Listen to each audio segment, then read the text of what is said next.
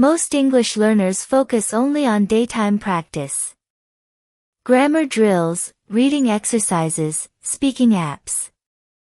But they forget something powerful: the mind keeps learning even while you sleep. And sometimes, stories that touch your imagination, especially mysterious ones, leave a deeper impact on your language memory than hours of repetition. That's why we use storytelling. Stories activate your emotions, make vocabulary stick, and teach you how English really sounds in the world. Every sentence is a small doorway to natural learning, even the ones that feel strange or dreamlike. If you want to improve your English while feeling like you're part of a bigger adventure, subscribe now. Because the more you feel the story, the more fluent you become. It started on a quiet afternoon. He had been helping his aunt clean out the attic of her house, the old one on the edge of town, the one with creaky steps and windows that rattled in the wind. She was moving, and boxes had to be sorted, furniture had to be sold. It was the kind of job that smelled like dust and old memories. Most of the boxes were filled with usual things: faded books, forgotten kitchenware, a pair of roller skates no one could remember using.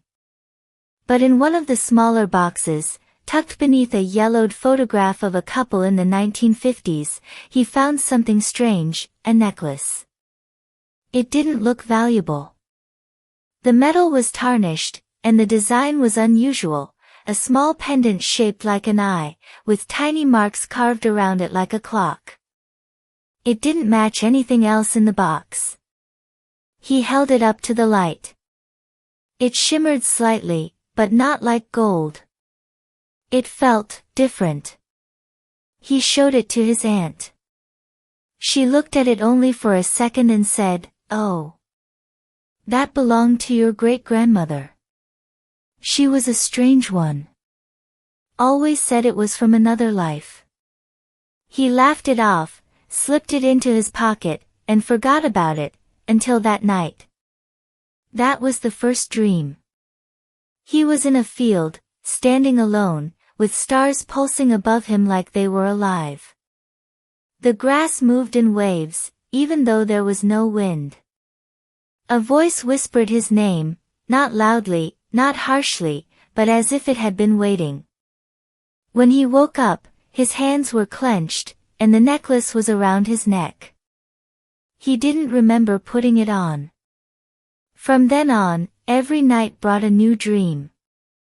Sometimes he was underwater, breathing easily, surrounded by glowing fish that swam in patterns like language.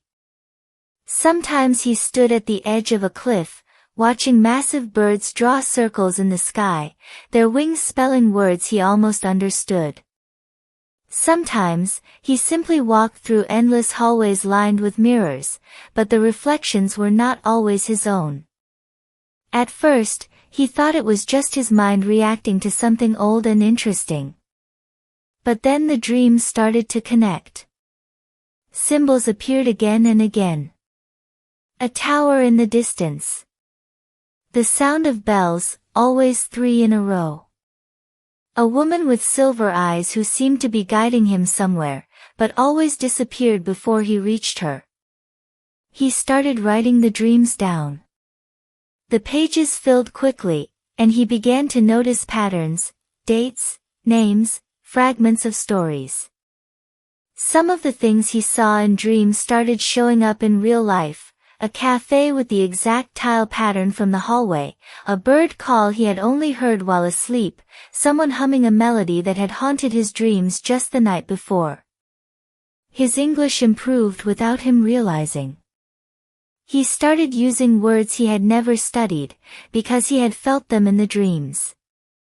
Words like echo, veil, pulse, ancient, flicker. His journal became a mix of poetry and memory, filled with language he didn't even know he knew. One night, he decided to take the necklace off. Just to see. He slept dreamlessly. Silent. Blank. He put it back on the next night. The dreams returned, more vivid, more connected, more urgent. In one of them, he stood before a door with the same carvings as the necklace. Behind it, he could hear whispers, not frightening, but full of meaning. When he reached to open it, he woke up. He still hasn't opened that door. But now, he wears the necklace every night. Not because of superstition, but because the dreams have become part of him. They're a second world, a place where language lives not in rules, but in rhythm and mystery. And ever since he found that old necklace, his English hasn't just improved. It has changed, become deeper, more instinctive.